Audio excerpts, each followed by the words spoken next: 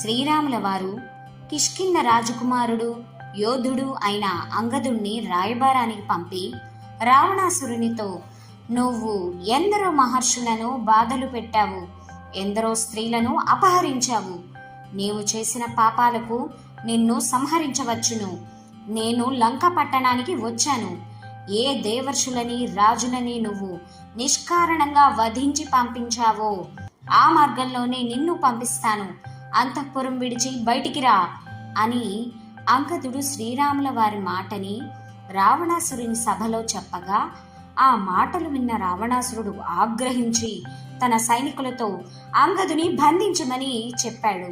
ఆ సైనికులు యోధులైన అంగదుని పట్టుకోగా అంగదుడు తన సైనికులతో సహా పైకి ఎగిరి ఒళ్ళు దులుపుకున్నాడు. ఆ సైనికులందరూ కింద పడిపోయారు. అంగదుడు వెళ్ళిపోతూ రావణాసురుడి అంతఃపుర ప్రాసాదాన్ని ఒక్క తన్ను తన్నగా ఆ దెబ్బకి అంతఃపుర ప్రాసాదం మొత్తం కదిలిపోయి ఊడి కింద పడిపోయింది.